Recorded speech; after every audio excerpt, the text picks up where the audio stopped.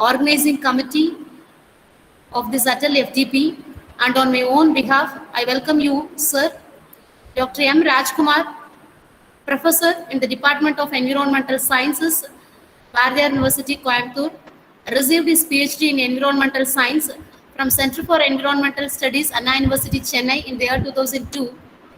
Soon he started his career as a lecturer at KSR College of Technology, Tiruchenkodu.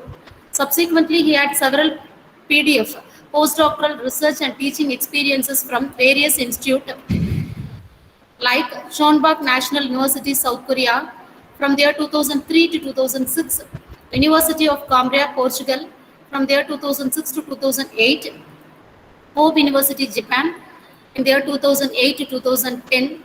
Besides, he worked as a scientist in DBT Ramalinga Swamy Fellow at CSIR NEERI Project, Chennai, and Central University, Tamil Nadu for 6 years. Dr. Rajkumar has more than 60 publications in leading international journals with a total of more than 7,000 citations and high index of 36. He has presented several research papers in national and international conferences. He is also a scientific reviewer for many prestigious international journals. He is a recipient of DPT Ramalinga Swamy Fellowship Award from India, JSPS Fellowship Award from Japan, FCT Fellowship from Portugal, Kyoshi Think of Ecology Japan, Kyoshi Think of Ecology Award from Japan, etc. With his nice profile, SAR's current area of research interest are in climate change biology, microbe-assisted phytoremediation, host microbe pollutant interactions, and microbial ecology. SAR has completed 1 PhD candidate successfully and 2 PDF candidates, and at presently 1 PDF candidate and 5 PhD and 1 MPhil scholar under his training. We welcome you, sir, on this forum. Good morning, sir. Thank you, madam. Thank you very much for the nice introduction, and also thanks for giving this wonderful opportunity to deliver my lecture in this AICT FTP. So, good morning, one and all. Good morning, sir. Just a moment.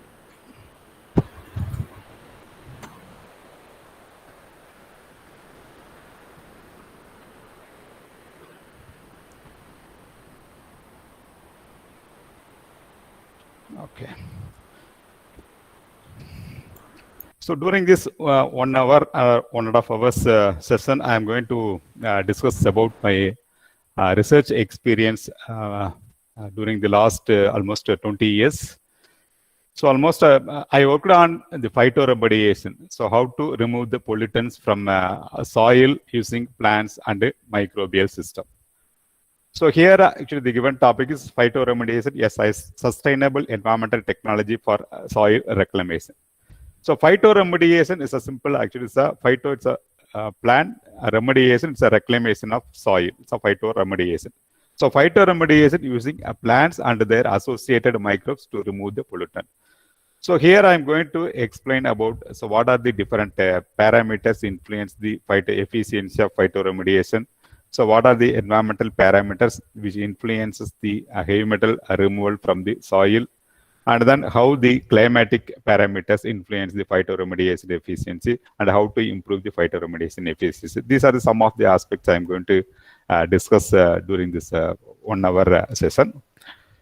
So I think most of you familiar with so what is a pollutant or heavy metals and how the heavy metals affects the human and plant and other microbial health. So in general, soil contamination with the heavy metals so have become a worldwide problem, leading to agricultural, as for example, it affects the agricultural yield and hazardous health effects as they enter into the food chain. So these are some of the important actually the problem associated with the heavy metal pollution. So the another important problem with the heavy metals, it is very difficult to degrade into non-toxic form. So for example, if you take the organic pollutant, so you can take any, for example, TCE or a hydrocarbon. So we can convert this toxic form of organic pollutant into non-toxic form. But in the heavy metal, it's very difficult to convert, so for example, degrade into non-toxic form. Sometimes we can convert toxic, for example, one valence to another valence through this oxidation or reduction process. So how to remove or how to arrest or how to we can decontaminate the soil contaminated with heavy metals. So we need to extract or remove the pollutants from the soil. So we need to extract the heavy metals from the soil. This is the one of the way used to remove the heavy metal from the contaminated soil. So these are some of the basic characteristic features of heavy metals. So in general, the heavy metals are poisonous in nature. So the specific gravity of heavy metals is greater than 5 gram per centimeter cube.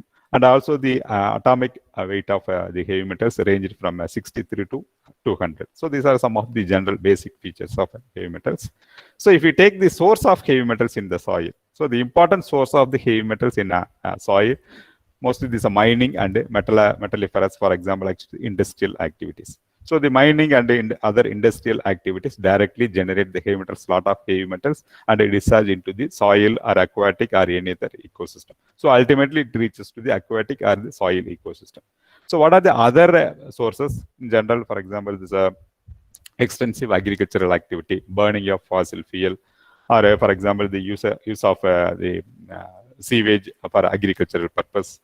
So these are some of the sources of heavy metals in the soil system.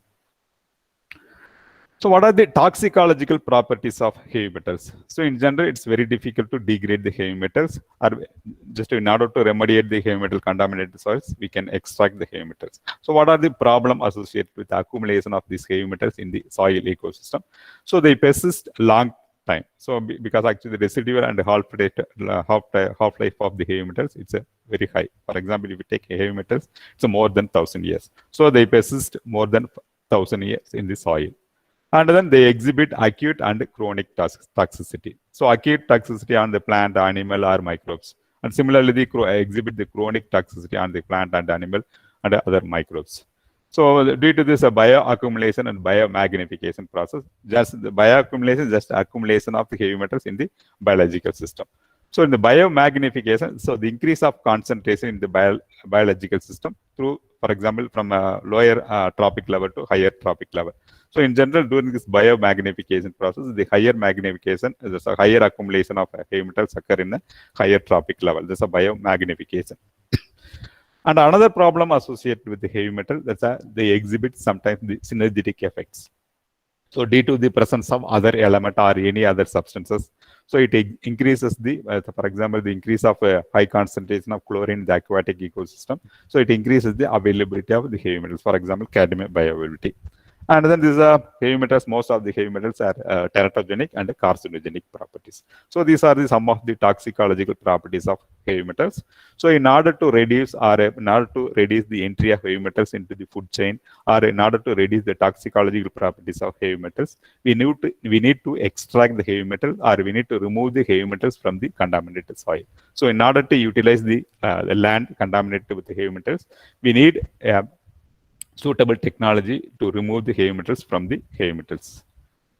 So what are the conventional methods? So these are some of the methods used to remediate the soil contaminated with both, for example, organic or inorganic pollutants. So in general, the remediation technology, we can classify this remediation technology into physical, chemical, and biological methods.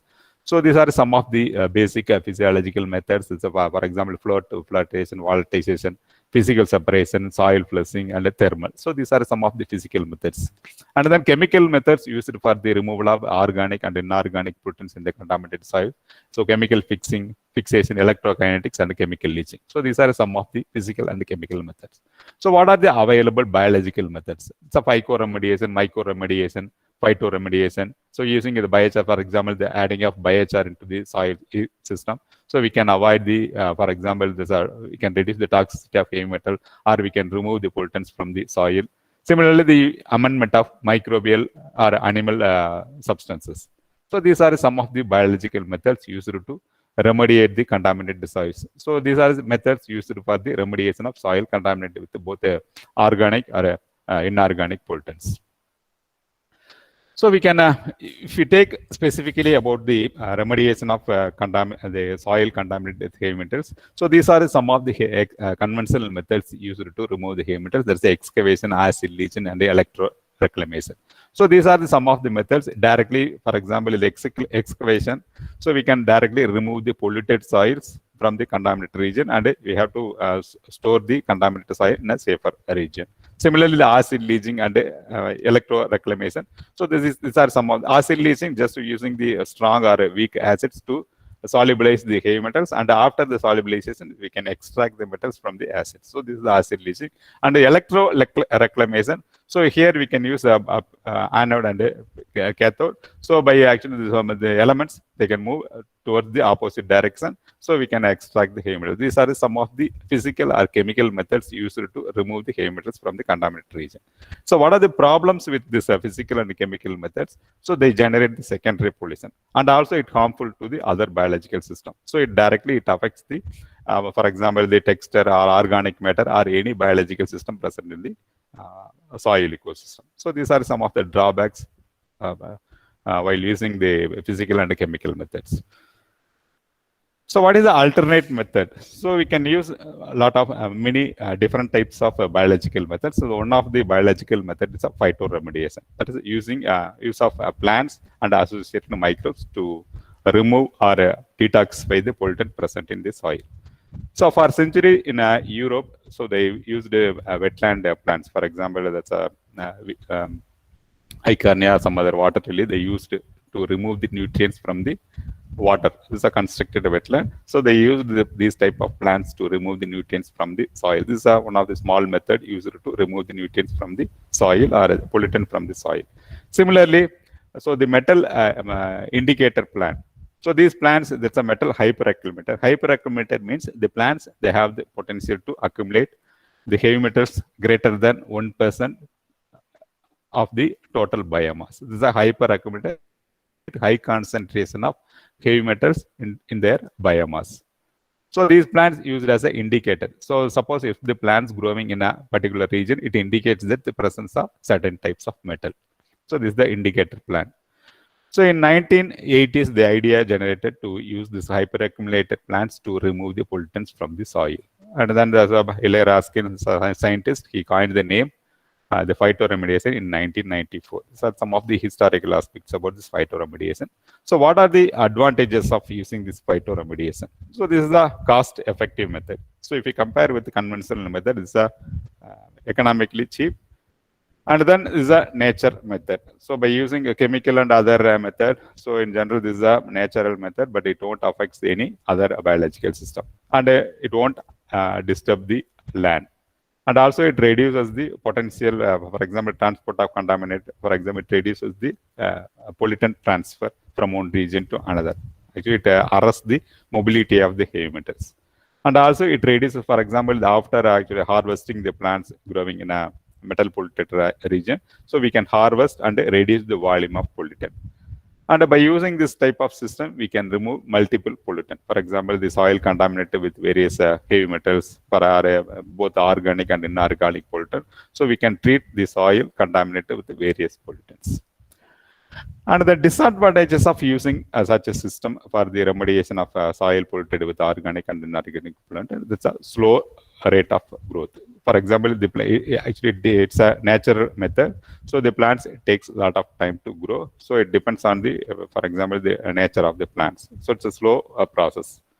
So potential phase transfer of contaminants. Sometimes the pollutants will change the valence or the toxicity, and then possibility of entering the pollutant into the food chain. And then disposal of plant biomass, that is another important problem with this phytoremediation techniques. And then possible spreading of contaminants. For example, the falling of leaves. Sometimes the falling of leaves also, again, the pollutant enter into the soil ecosystem. Similarly, what are the other disadvantages? Decrease the oxygen during the winter. It depends on the nature. So due to this environmental parameters, sometimes the plants grow very fast and sometimes it grow very slow. So it depends on, it takes a lot of time. So we need to provide a lot of care for the plant and tree growth. Similarly, high concentration of contaminant might kill the tree. And then sometimes the degradation product could be worse. For example, if you take any organic pollutant, sometimes the plants absorb the organic pollutant and convert the non-toxic or less toxic form to highly toxic form of pollutant. So much testing is necessary before adopting this technology in the field level. So we need to do a lot of research, and after that we can adopt this technology in a field condition. So these are some of the advantages and the disadvantages of using this phytoremediation. So what are the important parameters which influence the phytoremediation efficiency? So in general, these are some of the parameters: site characteristics, plant species, level of contamination, and then site condition. So plant species. So in general, this phytoremediation process depends on the plant growth and also the ability to accumulate high concentration of pollutant. And then level of contamination. For example, the soil contaminated with high concentration of pollutants or the presence of various contaminants. And then contaminated area, size and depth. So it depends on the depth of the soil or the size of the soil. So if we have this a large area, we need to cultivate more plant. And then depth, more depth means we need to cultivate the plant with a deep root system. Similarly, the site condition. So we need to check the environmental conditions of a particular contaminated region. For example, nutrient availability or other climatic conditions or water conditions or soil aeration. So many parameters we need to check. So these parameters together influence the efficiency of phytoremediation. And then, so what are the important parameters while using these plants we need to consider while using these plants? For example, the characteristics of plants. So the plants with the ability to extract more pollutants. So we can use such type of plants for the phyto extraction, and the ability to take up large quantity of water. So in general, if the plants absorb more water, they can absorb more pollutant from the soil. And then fast growing plant. For example, if we use the fast growing plants, they can absorb the pollutants within a short time. And then possible plants to tolerate. For example, some plants, they have the potential to tolerate high concentration of pollutant or various different types of pollutant. So such plants, so by using such plants, we can remove different types of pollutant in a contaminated region. And then efficient in translocation means some plants, they have the potential to translocate the pollutants from the root to shoot system. So after transferring the pollutants into the shoot system, we can harvest the plants and remove the pollutant from the plant biomass. So these are the positive, these are beneficial characteristics of plant, which is used for the phytoremediation process. And then concentrate huge amount of essential and non-essential plants in the metals in their foliage. So these are similar parameters. And then if the plants have the dense root system, means they can absorb more pollutant. Similarly, the plants with high resistance to pathogen or insects, so we can use such type of plants for such purpose. And ease of planting and maintenance. So these are some of the parameters we need to consider while using such type of the plants for the phytoremediation process. And then metal uptake also influence greatly the efficiency of phytoremediation. So what different types of, for example, the metal accumulation depends on the plant species used and the properties of medium. That's the concentration or the conditions of soil, and then root zone, and then environmental conditions, chemical properties of conditions, and then bioavailability of metals. Sometimes the soil contaminated with the heavy metals, it's highly insoluble in nature. So it's the plants won't absorb high concentration of pollutant. Similarly, the chelants added in the soil. So for example, so many chelants are also used in the soil system in order to increase the metal bioavailability. So these are the parameters which greatly influence the metal uptake in the plant system. So indirectly, these parameters influences the heavy metal phytoremediation. So these are some of the basic aspects used before using the plants in a field level. So what are the different types of phytoremediation technologies? So based on the mechanism of plant system, we can classify this phytoremediation technologies into several types. These are some of the important technology used in the phytoremediation. So the first one is a rhizofiltration, second is phytostabilization, and then a rhizodegradation, phytovolatilization, and phytoextraction.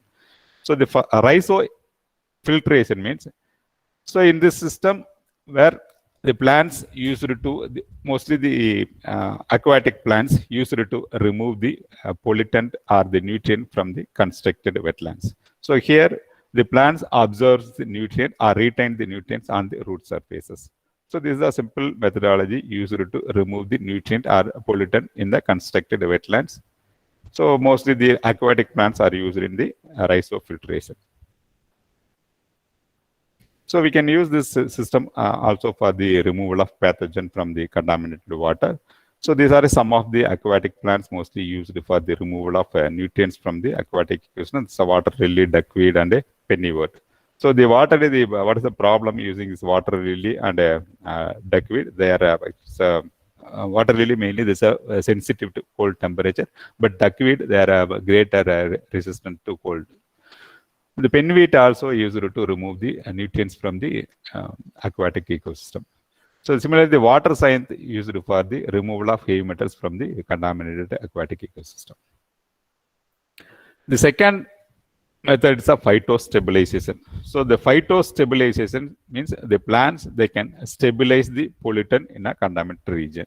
So stabilize means it arrests the plants arrest the mobility of the heavy metals from one region to another region just by producing metal chelating substance. For example, some of the metal solubilizing substances. So they produce these substances in order to stabilize the metal. Or sometimes the plants absorb the heavy metals or the pollutant and retain the pollutant in the root system. So this is so in this system, the plants just it absorb or retain the pollutant in the near the root zone. So by this method, the plants prevents the mobility of the heavy metals from one region to another region. This is actually a stabilization method. So mostly we can use this methodology for the treatment of the soil contaminated with lead, arsenic, cadmium, chromium, and other things. And this is another method, it's a phytovolatilization. So some plants have the potential to volatilize the heavy metals present in the soil. So the plants absorb the heavy metals and they volatilize the heavy metals and release the heavy metals into the atmosphere. So the best example is the plants, they can volatilize the selenium, arsenic, and mercury. So what are the controversies with the phytovolatilization? So whether the release of the volatilized metals into the atmosphere is safe or not. And then second, the problem associated with the phytovolatilization. So during this precipitation process, so ultimately the heavy metals again enter into the soil. So these are some of the controversies associated with the phytovolatilization. So here this is the best example, the Brassicaceae family. So they can volatilize almost the 40 gram of selenium per hectare per day. So these are about the phytovolatilization. So here just is another example of a phytovolatilization of mercury.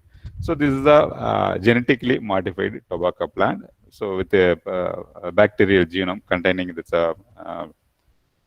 MER-B and MER-A gene.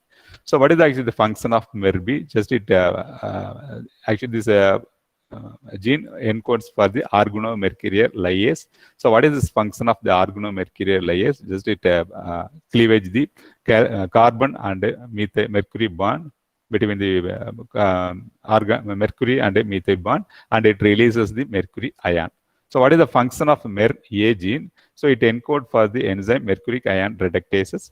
So it converts mercury ion into elemental mercury. So in general, the elemental mercury considered as a volatile, non-reactive, and less toxic form of mercury. So the plant just it absorbs the methyl mercury in the contaminated region, and it releases the elemental mercury into the atmosphere. So these are simple genetically modified plants used to remove the methyl mercury from the contaminated region. And this is another process, there's a phytodegradation. So the phytodegradation, some plants, so they can absorb the organic pollutant. So here actually there's a phytodegradation mainly involved in the soil contaminated with the organic pollutant. So the plants with some of the enzymes, so for example, the nitroreductases, dehalogenases, helicases, the peroxidases, so they can absorb the organic pollutant. For example, the TCA xenobiotics, just they can convert into non-toxic form through this using this enzyme. It's a phytodegradation. So plant they can degrade the organic pollutant. And then rhizodegradation means, so these are the process carried out by bacteria or microorganisms present in the rhizosphere region. The rhizosphere is a root zone surround on the root in the soil system. And then phytostimulation is another process. Phytostimulation means the plant root containing various nutrients which stimulates the microbial survival in the soil. So by stimulating the microbial survival, indirectly increases the microbial activity for the degradation of particular pollutant in the soil. So particularly mostly this system used for the degradation or for example reclamation of organic contaminated soils. Sorry.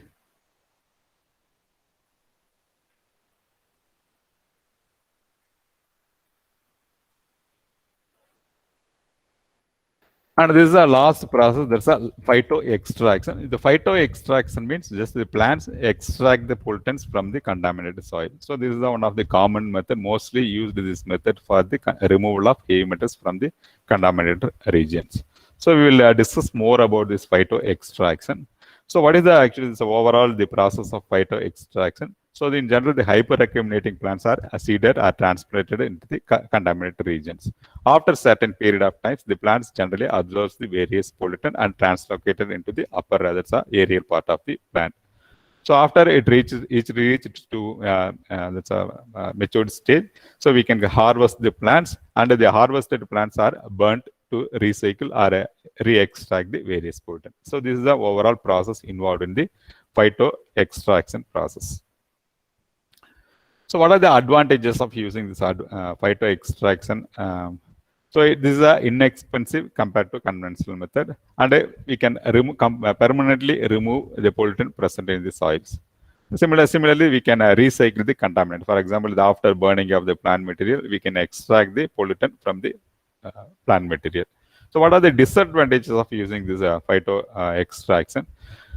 So in general, the phytoextraction, most of the plants used in the phytoextraction, they exhibit slow growth, and also they have shallow root system, and also they produce small biomass. So if they produce small biomass, means they can absorb only less concentration. If the plants they produce more biomass, so we can extract more heavy metals from the contaminated region. And then this is another problem associated with harvesting and disposal. So we need to actually complying with the standards. And limited to metals and other inorganic compounds. So the plants only absorb the limited metals and the other nutrients. For example, if you use this system for organic pollutant soil, so there is no any use of using these plants in organic contaminated soils. So these are some of the overview of various mechanisms involved. It's a phytoextraction, rhizofiltration. So in the phytoextraction, so we can use this phytoextraction for various metals. These are the examples of plants used for the phytoextraction, Brassicaceae, Thalassae, and rhizofiltration. So we can use our Brassicaceae here. Similarly, the phytovolatilization. So these are the alfalfa Brassicaceae. So we can use this phytovolatilization for selenium, mercury, and arsenic. Similarly, the phytostabilization, the plants, they can stabilize the pollutants present in the soil system. So these are the overview. There's a comparison of various methodology used for the reclamation of soil contaminated with heavy metals. So in general, the phytoextraction. So in this approach, the plants capable of accumulating and tolerating high levels of metal, termed as a hyperaccumulator. So what are the important parameters which greatly influence the efficiency of phytoremediation? There are two important parameters which is the first one is the success of phytoremediation. It depends on metals are effectively removed. So how the plants absorb, or what are the quantity of the metals absorbed by plants, and then the biomass. So the metal accumulation and the biomass determine the success of phytoremediation. If the plants absorb more heavy metal and also they produce more biomass, means so these plants suitable for the phytoextraction. So these are some of the example of the hyperaccumulator. For example, Thalassae, Utrica, Chenopodium, Polygona, etc. These plants in general considered as a hyperaccumulator. So they can extract, accumulate, and tolerate high levels of heavy metals. So the problem with using this disadvantages of using these plants are their slow growth and they produce low biomass. So if you take typical plants, so normal plants, they can accumulate 100 ppm of zinc and 1 ppm of cadmium. These are some of the normal plants. But if you take the hyperaccumulator, for example, Thalassae brassica species, they can accumulate up to 30,000 ppm of zinc and 1,500 ppm of cadmium in the shoot system. So that's why these plants can called as a hyperaccumulator. In addition to that, these hyperaccumulators do not exhibit any symptoms, or they show a few symptoms. But the normal plants, Even actually, if they grow in 1,000 ppm of zinc or 20 to 550 ppm of cadmium, they exhibit symptom and also they won't survive in such a contaminated region. So these are the difference between the hyperaccumulator and non-hyperaccumulator plants.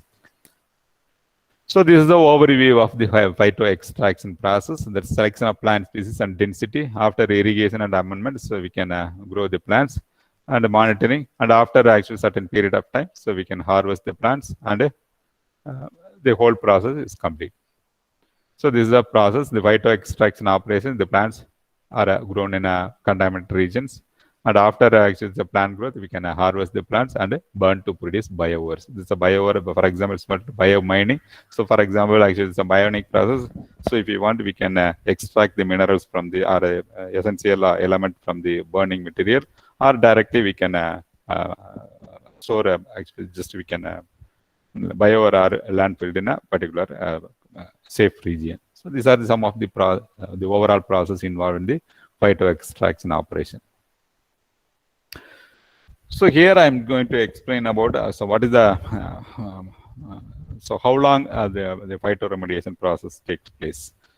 So in general, actually, this is a time-consuming process because the type and number of plants used, and then the amount of hormone. These are some of the actually the parameters which influence the efficiency or the time of the overall the process, size and depth of polluted area, and then soil conditions. So these are the parameters in general. It increases the time of the phytoremediation process, and also the plant growth. Also, it takes a lot of time to reach a particular, for example, the maturity. So the plant selection is the important process which greatly influences the efficiency of phytoextraction process. For example, the plant's ability to extract or degrade. These are the important parameters which greatly influence the phytoextraction. That's the ability of the plants. So high biomass, depth root system, compatibility with soil, growth rate, ease of planting and maintenance, ability to take large quantities of water through the roots. So if the plants they have a lot of positive parameters, so we can use such type of plants for the removal of pollutants from the contaminated regions. So I will explain more about this. What is the mechanisms involved in the heavy metal accumulation in the plant system? So these are some of the actually comparisons between the normal plants and hyperaccumulated plants. In general, some plants accumulate very less concentration of nutrient or the elements. Some plants, these are some of the normal plants, it's a hyperaccumulated plants. So these are the general comparisons. So how the plants absorbs the various essential and non-essential elements. So the essential elements, so some heavy metals are considered as essential heavy metals. For example, you can take iron or zinc. So although it's considered as a heavy metal toxic, for example, actually if the concentration exceeds a particular level, it's considered as a toxic. But the plants require some of these elements as a very trace amount. These are some of the essential elements. If the plants cannot complete its life cycle in the absence of element, so these are the considered as element, that's an essential element. Similarly, the molecules, it forms part of any molecules of constituent of plant, that is itself essential in the plants. So these are some of the basic that's a definition for the essential element. So here, so these are the different types of element, examples of some of the elements. So in general, the Fe or zinc are considered as a toxic heavy metals, but the plants require very less concentration of these elements. For example, Fe it's one of the component of enzymes and essential for chlorophyllanthus and photosynthesis. Similarly, zinc component of any enzyme, essential plant hormone balance and action activity. So these are the, in general, 16 elements are believed to essential for plant growth. So I think it's a. So what is the mechanisms involved in the heavy metal accumulation? For example, if you take the hyperaccumulator, so they can absorb, they can accumulate high concentration of heavy metal in the plant system. So what are the important mechanisms involved in the heavy metal hyperaccumulation in the plant system? So these are some of the processes play a major role in the heavy metal accumulation. So the rhizosphere interaction, root uptake, root to shoot metal translocation, metal sequestration, and complexation. So these are the important processes involved in the metal accumulation in the plant system. So the first one is a rhizosphere interaction. So the rhizosphere is a zone surrounds on the root. So here the plant root releases a large amount of nutrients into the soil system, particularly the root exudate. These are the root exudate, which contains metal chelating substances, or for example, the organic acid or any other substances. So what is the role of these substances? It increases the nutrient and heavy metal solubility. So by increasing the solubility through this root exudate or the metal chelating substances, the plants solubilize the nutrient or heavy metal present in the root zone, so they can absorb the root zone very easily. So this is the simple process. There is a rhizosphere interaction. So here the root releases a lot of metal solubilizing substances. By releasing the solubilizing substances, they can solubilize the nutrient or heavy metals, and they can absorb the nutrients. And then root uptake. So root uptake is another process involved in the metal accumulation. Some plants exhibit metal selectivity. So not all the plants absorb all the metals. So for example, if you take the Arabidopsis hilari or Thalaspi cerulescens, so they can absorb high concentration of zinc. Suppose if we grow these plants in a zinc contaminated region, particularly the zinc, there is a zinc regulated transporter, ion regulated transporter. This is a protein. So this is a particular gene. For example, if we grow these plants in a zinc polluted soil, so these genes overexpress in order to increase the zinc uptake. So this is a simple process. So this Arabidopsis hilari and Thalaspi cerulescens, they can absorb selectively high concentration of zinc due to the overexpression of genes belonging to the ZIP. So this is a simple process. And similarly, if the plants grow in a zinc and cadmium contaminated soil, so the plants, they can absorb only the zinc due to the overexpression of specific gene. So this is due to this competition, they reduce the cadmium accumulation, but they can absorb high concentration of zinc in the root and the shoot system. So these are mainly overexpression of a specific transporter protein. So this is a root uptake mechanism. So this is a small example for a accumulation of zinc in a plant system. And then translocation of heavy metals. The translocation of heavy metals means the translocation of heavy metals from root to shoot system. So here also there are so many transporter proteins are involved in the transport of heavy metals. So for example, you can take heavy metal transporting ATPases and natural resistant associated macrophage protein, cation diffusion facilitator, zinc ion permeases, and multi-drug and toxin efflux. So these are the transporter proteins involved in the translocation of heavy metals from a root to shoot system. So the overexpression of particular genes ultimately increases the activity of particular protein and increases the translocation of metals from root to shoot system. For example, this is the uptake of the heavy metal. For example, this is a ZIP protein. So ZIP protein involved in the uptake of heavy metal and translocated to xylem. So once the transferred to the heavy metals to the xylem region, so the heavy metals transported to the aerial part. So what is the function of this? How actually this heavy metal translocated from root to shoot means by using different transporter proteins. As I said earlier, there's a various different types of protein, transporter protein involved in the translocation of heavy metals, and ultimately the heavy metal accumulated in the leaf region, so particularly in a vacuole region. And the last process is metal sequestration and complexation. So the metal sequestration and complexation, how the plants detoxify the accumulated heavy metals means, so they produce a lot of organic ligands. So particularly these organic acids. So in general, the complex of organic acids and heavy metals considered as a less toxic form compared to the heavy metals. So the plants, they can produce high concentration of organic acids, and they form organic acid and metal complexes, and they store these organic acid and metal complexes in the vacuole. So this is a metal sequestration and complexation. So the plants, they form they produce organic acid and they form organic acid and the metal complexes. So by producing these organic acids, they reduce the toxicity of heavy metals in the plant system. This is a metal sequestration and the complexation process. So this is the overall process, the plant root uptake, and root the heavy metal absorbs the heavy metal transfer to the xylem. This is xylem loading. Once the metal reaches to the xylem, using various different types of the transported protein, they can translocate to upper the aerial part of the plant. Then the heavy metals stored in a vacuole region. For example, this is zinc and malate. This is a organic acid. This is a non-toxic form of zinc, and they can accumulate the heavy metals in the vacuole. So this is a simple so overall the mechanisms involved in the accumulation of heavy metals. So these are some of the mechanisms involved in the accumulation of heavy metals. And what are the other the important process involved in the accumulation and detoxification? So most of the detoxification mechanisms, for example, so plants, they can absorb the heavy metals and reduce the root accumulation. That's a translocation from one region to from root to shoot.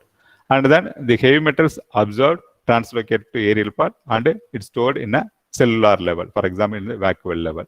And then finally, the accumulated metal converted into non-toxic form. These are some of the mechanisms involved in the metal accumulation.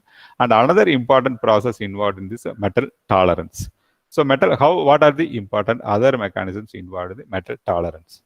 So based on the accumulation and then metal tolerance, so we can classify these plants into 4 types. For example, the hyperaccumulator. So suppose if we want to use the plant system for the soil reclamation, so there are 4 types of plants available for the soil reclamation.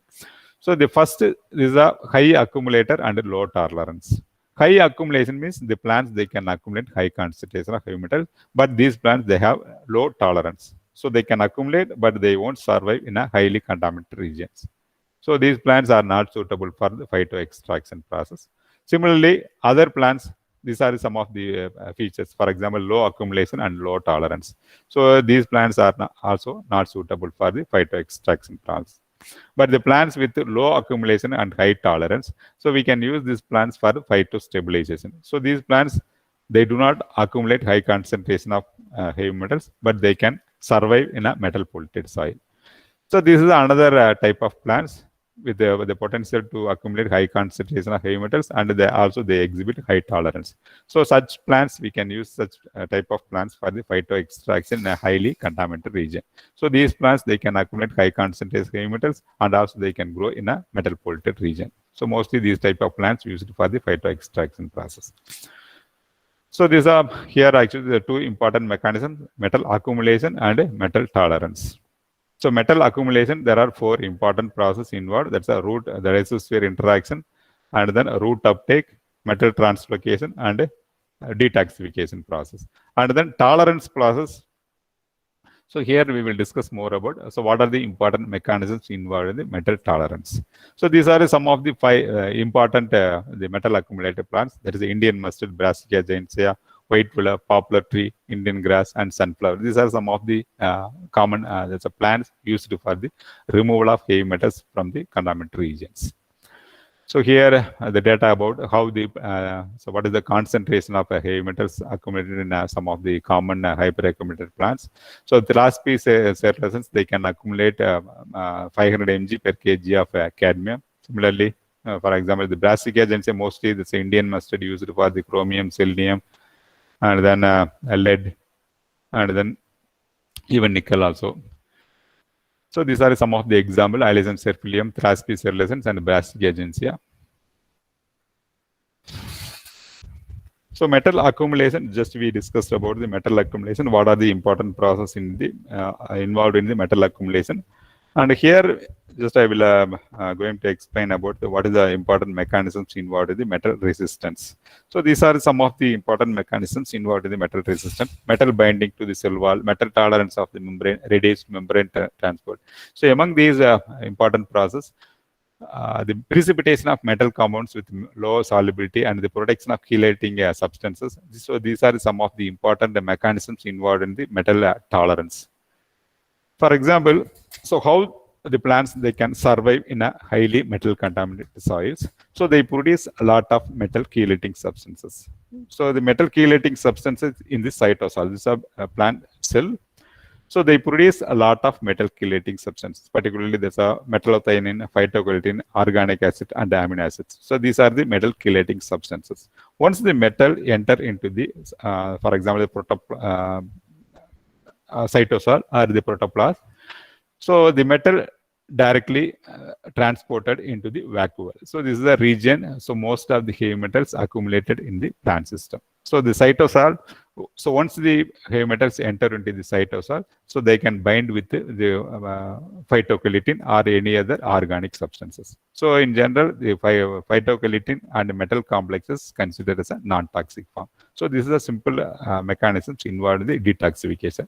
Similarly, the metals present in the cytosol region also they can bind with the other organic regions. So these are the non-toxic form of heavy metals. So in general, the plants they utilize these type of mechanisms to detoxify the heavy metals. So if we take specifically what is the role of phytoglycine? So phytoglycine is one of the chelating substances synthesized from glutathione through this phytoglycine synthase enzyme.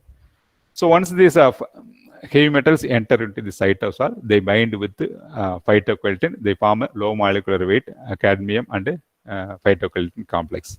Once they formed, they directly transported into the vacuole, and once again, the low molecular weight cadmium complexes binds with the phytoglycine with the other free cadmium complexes. So and they form high molecular weight cadmium complexes. So in general, these are the non-toxic form of heavy metals. So these are the mechanisms involved in the detoxification of heavy metals. So by using these detoxification mechanisms, the plants they can tolerate even high concentration of heavy metals present in the plant system. So these are common mechanisms involved in the metal detoxification or heavy metal tolerance.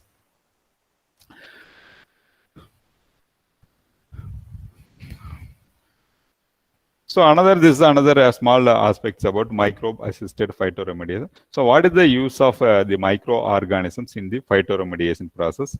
So as I discussed earlier, so most of the hyperaccumulator plants, they produces very less biomass while growing in a metal polluted soil. So these are some of the hyperaccumulator plants.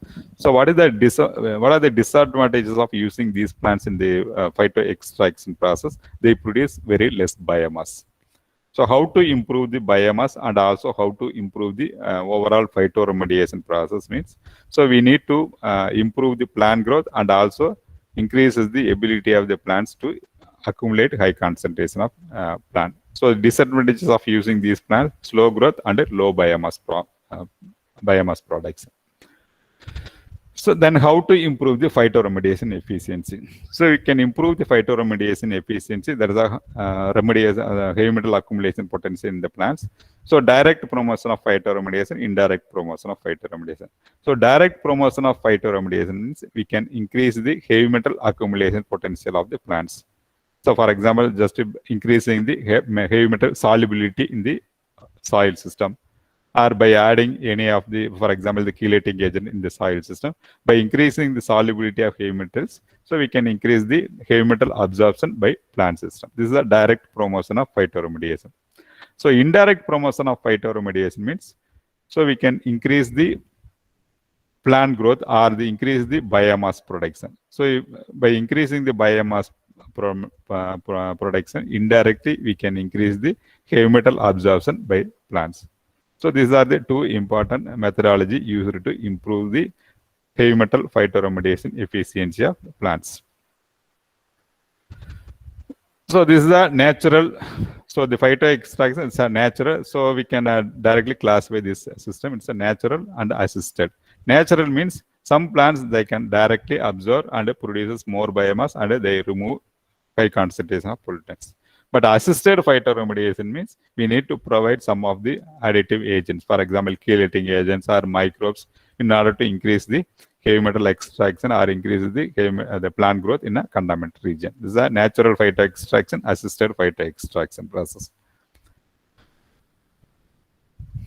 So in the assisted phytoextraction process, there are so many chelating agents. For example, it's a EDTA. Directly used to increases the heavy metal bioavailability in the soil system. By increasing the heavy metal bioavailability, we can increase the heavy metal uptake plant system. This is directly improving the phytoremediation efficiency. So what are the disadvantages of using this chemical or synthetic chelators? For example, this is EDTA. So the synthetic chelators are phytotoxic. So synthetic chelators, even it's a toxic to the plants, and also these synthetic chelators also it affects the biological. For example, actually, so by increasing the heavy metal availability in the soil system, it affects the other biological properties in the soil. So this is the problem associated with using synthetic chelators. So it's a highly toxic to the plants, and also it affects the other biological. For example, it affects the microbial activity or any other microorganisms present in the soil system. So this is the drawback of using the synthetic chelators, particularly EDTA. So the alternate way to enhance this phyto extraction, we can use the biological system. So various microorganisms, they can directly increase the plant growth, and also they can increase the, for example, the heavy metal accumulation in the plant system. So what are the different types of microorganisms used for the improvement of plant growth and phytoremediation efficiency? So for example, we can use plant growth promoting rhizobacteria or phosphate solubilizing bacteria or free living bacteria. So by using these bacteria, we can increase the plant growth and heavy metal accumulation process. So ultimately, we can increase the phytoremediation efficiency in the metal contaminated soils. So the word rhizosphere, this is for example, if we take the root, so the root zone, this is a root. So the surrounding region of the root called as a rhizosphere. So here where the microorganisms, they can survive here, and they absorb the nutrients from the root, and they provide some of the beneficial effects on the root. So these are simple interactions between the plant and the microbes. Similarly, the other type of, these are the called as a rhizosphere microorganisms because they can survive in the rhizosphere region. So they get the benefit from the root, and they provide also some of the beneficial substances to the root system. Similarly, some other microorganisms, they can survive interior of the plant system. So interior of the tissues of the plants. So these microorganisms called as a endophytic microorganisms. So both the rhizosphere and the endophytic microorganisms exhibit the beneficial effects on the plant system. Sometimes these microorganisms also produce some of the pathogenic substances. So these are some of the negative interactions. So both the rhizosphere and the endophytic microorganisms exhibit the same action on the plant system. So in general, the plant microbe interaction is called as classified as a positive interaction and a negative interactions. So if you take this positive interactions, the plant root releases a lot of nutrients. For example, the exudates containing carbohydrate, carboxylic acid, amino acids. So these microorganisms utilize this nutrient as a growth substances. Similarly, these microorganisms, they produces some of the beneficial substances to stimulate the plant growth. For example, they produce hormones, or they produce some of the nutrient solubilizing substances. These are some of the positive interaction. And in the negative interactions, the plants or the microorganisms, they produce toxic substances in order to affect the growth of microorganisms or the plant system. These are negative interactions. So we will discuss more about what are the positive interactions, how these positive interactions influence the plant growth and heavy metal accumulation and phytoremediation efficiency. So the beneficial effects of rhizosphere are endophytic microorganisms and heavy metal phyto extraction. So these microorganisms increases the plant growth. So this is the indirect promotion of phytoremediation, or it increases the heavy metal accumulation in the plant system. So how these rhizosphere microorganisms improve the plant growth? By producing various plant beneficial metabolites. For example, the production of ACC deaminase. This is one of the enzyme. We will discuss more about this ACC. And then production of phytohormone, production of siderophores, production of insoluble, for example, solubilization of phosphate. Similarly, the microorganisms, they produce a lot of metabolites. So these metabolites act on the heavy metals or the nutrients in order to increase or decrease the solubility. So for example, siderophore, organic acid, or biosurfactants. So these are the substances which directly increases the solubility of the heavy metals present in the soil system. So this is a bacterial assisted phytoremediation. So the direct promotion of phytoremediation, indirect phytoremediation. Direct promotion of phytoremediation means the bacteria increases the heavy metal bioavailability and increases the heavy metal accumulation in the plants.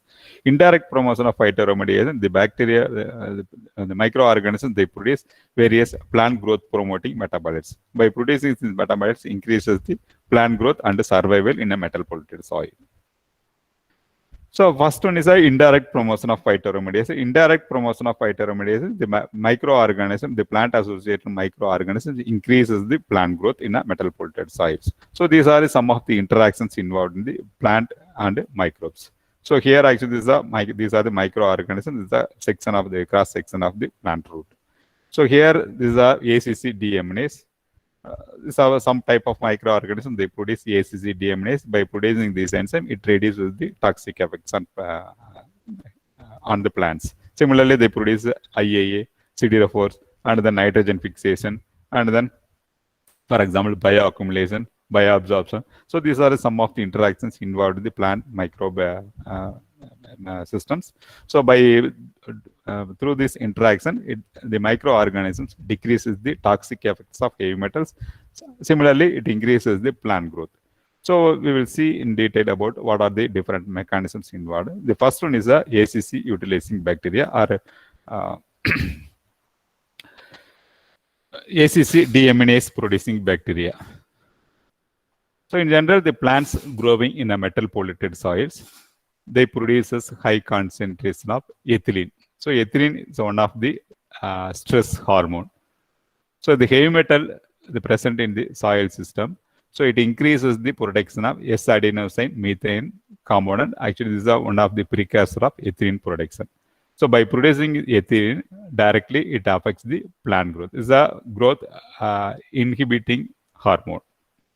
So the heavy metal, so directly it induces the production of ethylene, so it affects the plant growth. So what is the role of this rhizosphere microorganisms? So how these rhizosphere microorganisms arrest the production of ethylene? So the rhizosphere microorganisms which produces ACC deaminase, so they consume or they utilize ACC is one of the precursor of ethylene.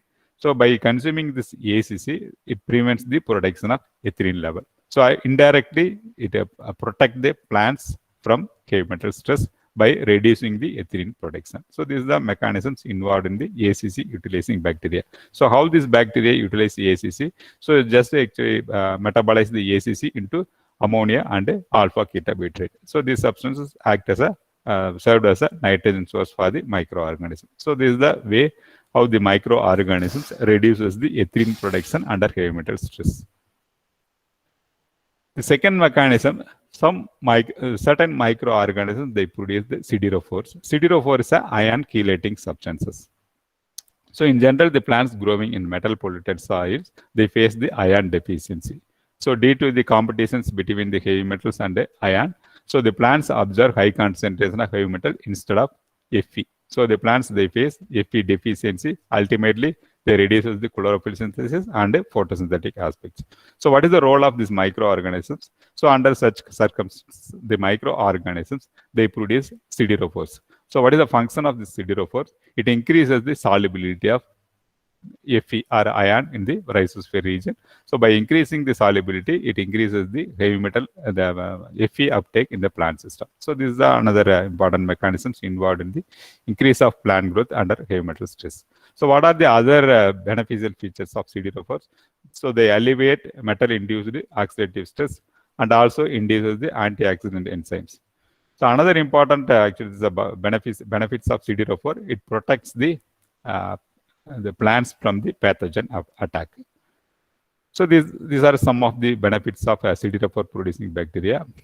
And then phosphate solubilizing bacteria also play a major role on the plant growth in a metal polluted soil. So how these are phosphate solubilizing bacteria? So the phosphate solubilizing bacteria, they produce various organic acids, alpha ketobutyric, any organic acids.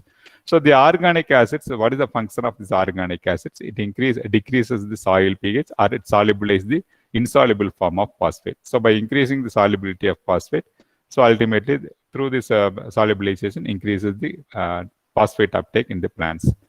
Similarly, the organic acid and metal complexes considered as a non-toxic form. So by producing the organic acid, it reduces the toxic effects of heavy metals in the plant system.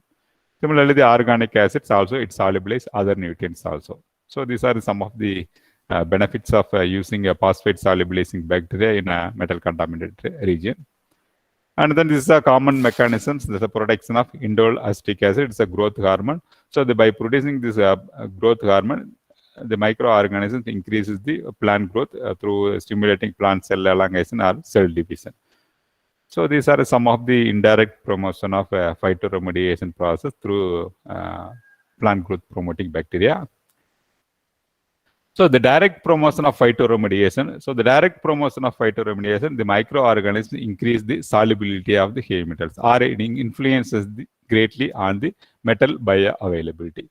So here the rhizosphere microorganisms involved in two processes, that's a phytoextraction and phytostabilization. So in the phytoextraction process, so such type of microorganisms we can use for to increase the heavy metal bioavailability in the soil system. So by increasing this heavy metal bioavailability, we can increase the heavy metal accumulation in the plant system. So this is a phytoextraction. And then the phytostabilization, some microorganisms, they produce some of the metabolites, for example, the EPS, glomalate, and then through its metal bioabsorption process, they reduce the heavy metal accumulation in the plant system. Just it stabilizes the heavy metal in the rhizosphere region.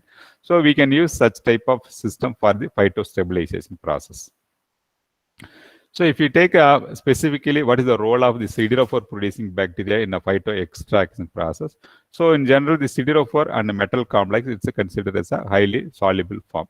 So after actually the formation of siderophore and the metal complexes, the plant absorbs the free metal or siderophore and metal complexes through ligand exchange, direct uptake, and degradation process. This is a siderophore. What is the role of the siderophore producing bacteria on heavy metal uptake? So overall, this process increase the phytoextraction process. And this is another small example about this that's a phosphate solubilizing bacteria. So what is the role of this phosphate solubilizing bacteria in a heavy metal uptake?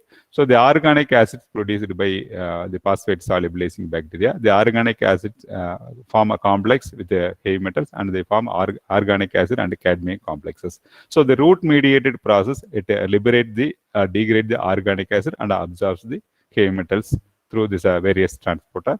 Similarly, due to this buffering reactions, the high concentration of heavy metal and organic acid complexes move near to the root surfaces. So this is a buffering reaction. So the root mediated process liberates the organic acid and heavy metals and absorbs the heavy metals. So this is the simple process involved in the organic acid producing bacteria. So the role of organic acid producing bacteria on heavy metal uptake. So these are some of the basic concepts involved in the microbial assisted phytoremediation. So the microorganisms increase or decreases the heavy metal accumulation in the plant system, and also increases the plant growth in metal polluted sites. So these are some of the methodology we used in our study in order to increase the phytoremediation process in the metal contaminated soil. So just I'm going to explain about what are the methodology we followed to improve the phytoremediation process. So in this study, with the first study, just we used nickel-rich, it's a nickel-resistant bacteria. We isolated this bacteria from a serpentine site. So serpentine sites are a nickel contaminated soil with other heavy metals. So we isolated this bacteria in a serpentine soil. So what is the purpose of isolating this serpentine soil? So already if we isolate the bacteria from a contaminated soils, means the bacteria already they have adapted to survive under a particular stress condition. So if we isolate and inoculate this bacteria in a new environment, they can survive in any contaminated regions. And after isolating this bacteria, we checked the nickel resistant level. So what is the level? So up to what concentration the bacteria they can survive in a metal polluted region. So we checked the metal resistance levels, and after screening of this metal resistance level, we isolated among the, for example, actually more than 200 or 300 microorganisms. We isolated only the plant growth promoting bacteria with metal resistant levels. So we used various strategy, for example, ACC utilization method, phosphate solubilization, and siderophore screening. So we used various methodology to screen and isolate efficient plant growth promoting bacteria with the potential to tolerate various environmental stress. And after isolating the beneficial bacteria, we identified the bacteria using molecular sequencing method.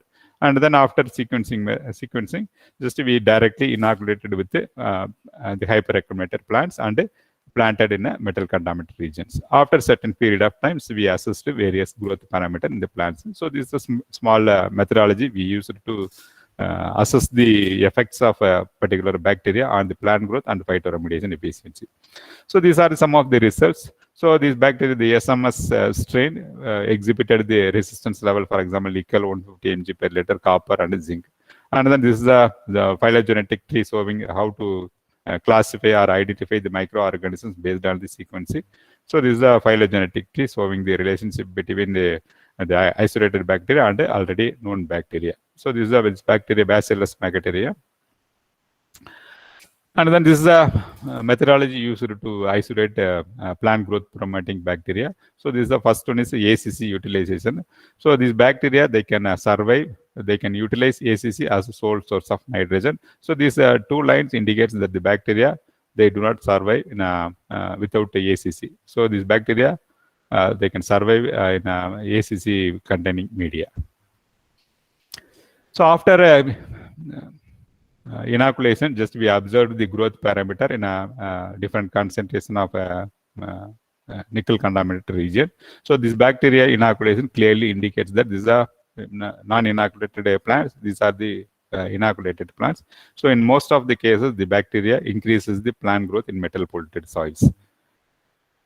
So this is another parameter used to isolate the bacteria. This is a phosphate solubilization and the protection of IAA, and then protection of siderophore. So based on this siderophore protection, IAA, and then a phosphate solubilization, we isolated two strains. That's the Pseudomonas species strain 29C and then BM 4.C, Bacillus megateria. So in this results, we found that actually these bacteria, although these bacteria improved the plant growth, but they didn't show any performance on the heavy metal accumulation in the plant system. But they just the microorganisms increased the plant growth, but they didn't increase the heavy metal accumulation in the plant system. So they were actually in the phytoremediation efficiency. It depends on the two important parameters, that is a plant growth and heavy metal accumulation. But by using this microbial system, so we can improve the plant growth, but it's very difficult to achieve the maximum accumulation in the plant system. So finally, what we did, just we checked all the literature, and then the plant microbe interaction in general, the microorganisms, they solubilize or insolubilize the heavy metals through various mechanisms. For example, the microorganisms, they produce some of the inorganic ligands. So the inorganic ligands, what is the function of these inorganic ligands? They can precipitate or immobilize the heavy metals. But some microorganisms, they can produce metal solubilizing substances. By producing this metal solubilizing substance, they can increase this heavy metal solubility and also increases the heavy metal phytoextraction. Similarly, the other microorganisms, as we discussed in the different types of phytoremediation process, the microorganisms, they produce some of the enzymes to volatilize the heavy metals.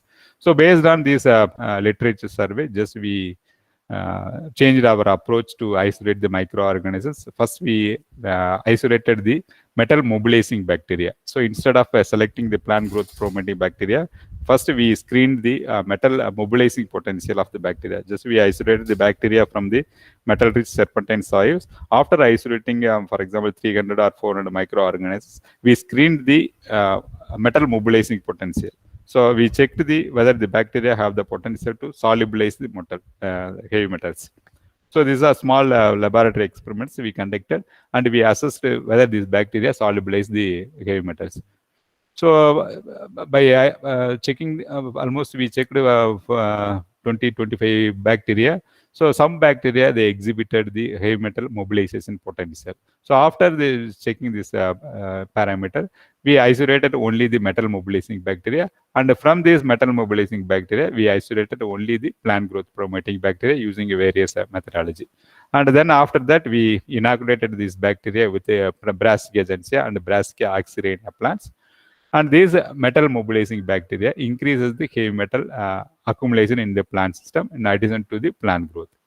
And we checked whether actually is there any relationship between metal mobilization and then heavy metal accumulation in plant system. So we performed a correlation analysis, and then this it showed the significant positive correlations between the metal mobilization and heavy metal accumulation. So this study clearly indicates that the metal mobilization potential clearly actually play a major role on the plant, the heavy metal accumulation in the plant system. So the microorganisms, they produce various metabolites in order to increase the heavy metal bioavailability in the soil system. So by producing this metal mobilizing substances, the microorganisms, they can increase the heavy metal accumulation in the plant system.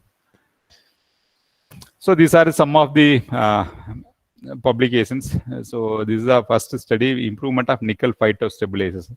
So here just we use the Bacillus megaterium strains in order to increase the phytostabilization. So these Bacillus megaterium, so what is the properties of this Bacillus megaterium? So they absorb the heavy metals. So by absorbing the bioaccumulation process, it reduces the heavy metal uptake by plant system. So by using this system, we can use this Bacillus megaterium and the particular plants for the phytostabilization process.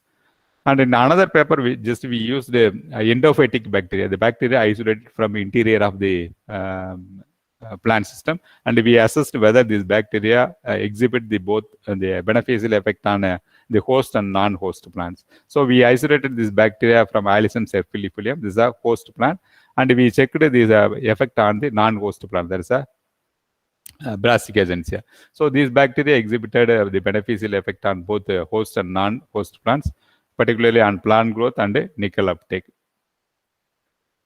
And this is another study we conducted on a metal that's a contaminated serpentine soil, directly on the serpentine soils. So although we mixed with the serpentine soils with the garden soil, so these bacteria exhibited the beneficial effects on a metal polluted soil. So it exhibited for example, it promoted the plant growth in a different proportion of serpentine soils, and also it increases the heavy metal translocation from root to shoot also. So this is a recently published article. We used a copper tolerant endophytic Pseudomonas fluidae to increase the plant growth and copper phytoremediation by Helianthus annus. So this bacteria increases the plant growth and also copper removal from the contaminated regions. So this is another study we conducted the bacteria with the ACC deaminase and IAA siderophore producing potential. So these are also improved the copper accumulation in the plant system. So this is another important aspect. So what is the problem with microbial assisted? Just we performed all this study in a laboratory condition. Once we enter into the field level, so we feel we faced a lot of difficulties in the cultivation of plants in the field level. So due to this presence of various environmental parameters, for example, the drought or increase of temperature or nutrient level in the soil system. So how to improve this phytoremediation process in a field level? So we need to isolate multiple stress tolerant microorganisms. So in addition to that various drought or increase of temperature, the climatic factors also influence greatly on the plant microbe interaction and the phytoremediation process. So that is why actually we just our research work, we are focusing more on the effects of climate change on plant microbe interaction in metal polluted soil. So how to improve the phytoremediation process in a field level. So we are currently we are focusing on how the increase of atmospheric temperature or increase of that's due to drought, it affects the plant growth and the plant microbe interaction. So due to this time constraint, just I will skip these slides. So in general, we know what are the common effects of climate change. In general, it affects the plant animal species composition or alters the incidence of diseases or increases the temperature or decreases the precipitation pattern. So these are some of the common climatic the parameters which influence greatly on the various environment. So, but we do not know. So, what are the exact consequences or what are the micro level effects of climate change effects? So, if you take increase of atmospheric CO2, this is a the important parameters which greatly affects the climate, leads to the climate change. So this is a elevated CO2, the atmospheric elevated CO2. So mainly due to the burning of fossil fuel and other thing. So in general, if you take only the increased atmospheric CO2, definitely it increases the plant growth because the elevated CO2 increases the photosynthetic activity and increases the agriculture productivity. But the problem associated with the elevated CO2, so the elevated CO2 simultaneously increases the atmospheric temperature and it affects the climate. For example, it decreases the precipitation or increases the temperature. So all these factors, it countered the effects of elevated CO2. So it decreases the positive effects of elevated CO2 on the plant growth and agricultural yield. So this is the problem associated with the multiple the parameters which greatly affects the plant growth and agricultural yield.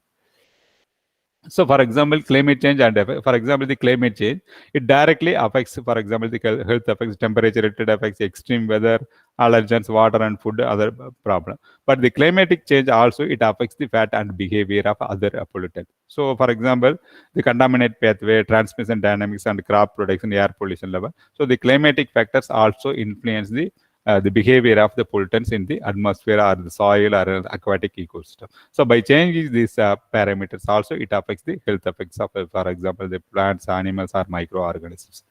So this is a similar slide. So what are the objectives of our current study? How the climate change or the climatic factors influence the plant microbe interaction in a polluted soil. So whether the climatic factor, for example, the drought or increase of atmospheric temperature, affects the plant microbe interaction in any region. So these are some of the objectives of our recent studies. So in general, the plants growing in a metal polluted soils, already the plants growing under stress conditions. Further, these plants are more susceptible to additional climate change. That is why actually the plants, they won't survive in a metal polluted soils under altered climatic conditions. So if you take the effects of elevated CO2 on plant growth and metal uptake means, so the elevated CO2 alone definitely it increases the plant growth and photosynthetic activity. So by increasing the plant growth and photosynthetic activity, it directly increases the heavy metal uptake. But in general, the elevated CO2 protect the plants from the heavy metal stress. But what are the problems associated with warming or drought stress? If you take specifically warming on the plant growth and metal uptake, so the heat stress, in general, the heat stress increases the transpiration and stomatal conductance, and also it decreases the photosynthetic parameters. So all these parameters definitely decreases the plant growth. So other problem associated with warming means the warming stress or heat stress increases the decomposition of the organic matter present in the soil. So the increase of decomposition of organic matter ultimately increases the heavy metal bioavailability in the soil. So by increasing the heavy metal bioavailability, so the plants absorbs more heavy metal. So the plants growing in heavy metal polluted soils under increase of temperature definitely more susceptible to the combined stress condition. Similarly, the drought stress also it drastically affects the plant growth in the metal polluted soils. So how to improve under multiple environmental stresses? So I think so we used we used different types of microorganisms in order to increase the plant growth in a multiple environmental stresses. So the microorganisms have the potential to survive under various environmental stress conditions. Even the bacteria, they can survive under heavy metal stress, heat stress, salt stress, or salinity stress. So what are the important mechanisms involved in the tolerance of various environmental stress conditions? The bacteria, they can, for example, the upregulation of genes or the production of compatible solids or active efflux or metal uptake or detoxicity or the maximum increased uptake of potassium or a protection of heat shock protein. So these are some of the molecular mechanisms involved in the stress tolerance in a bacteria. So these are stress tolerant microorganisms, sensitive microorganisms. So through this mechanism, they can survive under various environmental conditions. So by using this literature and other things, just we checked the effects of multiple stress tolerant microorganisms in metal polluted soils. So I think so the important the issue here, the effects of elevated CO2 on plant, metal, and micro interactions. In general, the elevated CO2 increases the plant microbe interactions and also increases the plant growth.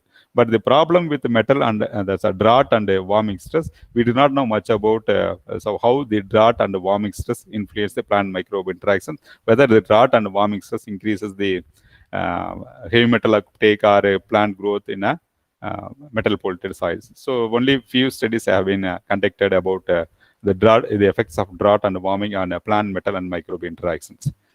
So recently we conducted a few study about so how the bacteria, the inoculation of multiple stress tolerant microorganisms and multiple environmental stress conditions. For example, we assessed under drought stress condition. So how these microorganisms increase the heavy metal remediation. So in general, the inoculation of the multiple stress tolerant microorganisms increase the heavy metal accumulation and also the plant growth under multiple for example, the drought and the heavy metal stress condition. So these are some of the publications recently appear in journals. And then this is a study we conducted in saline soil, metal contaminated saline soils. And this is another study conducted in metal contaminated soils under increased temperature stress conditions. So the inoculation of these microorganisms protect the plants from drought, salinity, heavy metal, and stress condition. So ultimately, actually, what these studies suggest that, so by using these microorganisms, so we can improve the plant health through, for example, improving the various biochemical and molecular level aspects. And by using this system, we can improve the phytoremediation in heavy metal contaminated soils. So these are the recent publications. So, okay, summary. So, in general, actually, we know more about the individual effects of various parameters. For example, elevated CO2. So, in general, the elevated CO2 increases the plant growth and phytoremediation efficiency. Similarly, the warming and drought stress. Warming and drought stress, it affects the plant growth and also heavy metal phytoremediation because of, for example, the increase of transpiration and the decrease of photosynthetic parameters directly affects the plant growth in metal contaminated regions. But we do not know more about, so what are the interactive effects of various parameters, for example, elevated CO2, warming, and drought. So how these interactive parameters influence the plant growth and how these parameters affects the heavy metal uptake in the plant system, and how these these parameters influence the entry of various pollutants into the food chain. So we do not know much about these aspects. So currently we are focusing on the multiple stress parameters also. So that's all about my presentation. So due to this time constraints, just I didn't explain more about the climate change aspects and other things. So if you have any doubt, just you can send your you can raise your questions, and also you can reach me my email. So it's available in the university website. So thank you for your attention. So if you have any doubt, just you can. So this is our time to discuss more about my research. Thank you, one and all. Thank you, sir. Thank you very much for your nice presentation and all the things you have shared in this is almost sustainable oriented only, and made the participants to work for this forum. Now that it is for questionnaire session. May I welcome the participants to ask any doubts regarding this session or regarding want to work in this area. Yes, ma'am. Hello. Yes, ma'am. Hello. Welcome. Welcome, ma'am. Welcome to for this forum. Okay. Sir, it is a very good session. You have told all about all types of phytoremediation, bioremediation, taking all types of your plants and microorganisms also. So I have one question, sir. Have you ever taken the bryophyte? They are also accumulating heavy metals very easily accumulating heavy metals, the lower plants bryophyte. Do you have any Yes, one? yes, madam. But actually, this is a bryophyte also. It accumulates high concentration of heavy metals. But I didn't work in with bryophyte. But my opinion, bryophyte they produce less biomass. Am I right or not, madam? They accumulate less heavy metals, you are telling. No, less biomass, less biomass. Oh, okay. But yes, I have huge number of papers and means I have collected many papers Okay. on bryophytes. Yes, They madam. accumulate different types of moss and they accumulate the heavy metals. Yes, And my madam. PhD student are also working on heavy metal accumulation, taking the lower plants like bryophyte. Your Okay. funaria or Fiscometilla, these are the Okay, madam. bryophytes. And Okay. we got a very good result, sir. They are accumulating huge amount of heavy metals because Okay. they don't have cuticle. They don't Yes. have cuticle, so they Yeah. can absorb a huge amount of heavy metals, sir. Okay. Okay, sir. Thank you very Okay. much, and Thank you, it madam. was Thank you. excellent session. And you have very elaborately told everything, the mechanism, the concept, everything, sir. Thank you very much, sir. Thank you, madam. Thank you. So any other queries?